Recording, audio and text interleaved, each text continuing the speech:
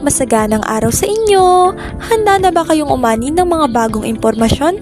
Ako ang inyong lingkod, Ayesha C. Handa ng umaksyon, handang magbigay impormasyon. Nabalitaan niyo na ba ang tungkol sa pahayag ni Marcos patungkol sa issue ng Gentleman's Agreement? Kung hindi pa, halina at makinig ka. Matira ang matibay. Walang ibang paraan upang makaligtas sa mundong limitado ang likas na yaman kung hindi bakuran ng iyong mga pag-aari at magbigay aksyon bago ka pamansapawan at abusuhin ng mga nakapaligid sa iyo. Kakagatin pa ba ang pagkain kahit alam naman na ito ay isang pain? Bakit magpapakamangmang kung ang tunay na problema ay nasa harapan?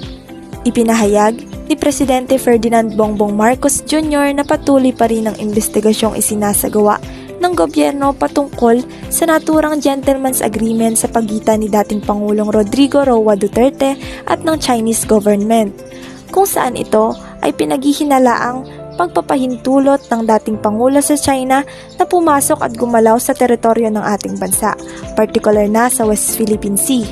Mahalaga pa bang malaman ang mga aksyong isinagawa sa nakaraan habang marami na ang napeperwisyo sa mga problema sa kasalukuyan?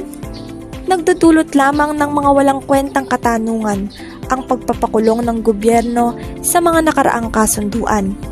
Kung sakali mang mapatunayan na ang kasunduhan ay ang punot dulo ng iligal na gawain ng bansang China sa ating teritoryo, may babalik ba ng gobyerno ang nakaraan upang baguhin ang mga pangyayari? Nagdulot ng gulo sa Kongreso ang issue tungkol sa Gentleman's Agreement. Marami ang mga nagalit at nagtalo dahil dito. Giit naman ni Pangulong Marcos, walang kahit anong impormasyon ang kanyang administrasyon na tumutukoy sa nasabing kasunduan. Imbes na mag-aksaya ng oras at panahon sa mga di naman siguradong impormasyon, bakit hindi na lamang ituon ng gobyerno ang kanilang mga pansin sa patuloy na pag-atake ng China sa ating bansa? Marami ng mga Pilipinong marino ang naperwisyo at nasaktan dahil sa pangaharas ng China. Patuloy na binibilog ng mga Chino ang ating ulo, inilalayo ang ating atensyon sa totoong suliranin upang magkaroon sila ng pagkakataong mas abusuhin ng ating bansa habang nagtatalo ang mga opisyal sa ating gobyerno.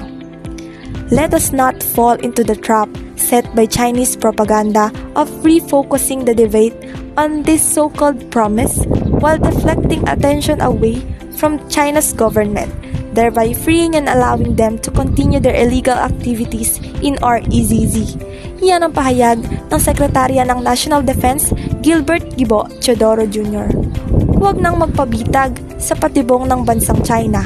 Nararapat nang humanap ng epektibong solusyon ng Pilipinas at tapusin na ang pananahimik sa mga ilegal na gawaing isinasagawa ng mga Chino. Pagtuunan ng pansin ang mga mapang-abusong Chino imbes na magsimula ng gulo sa mga kapwa Pilipino.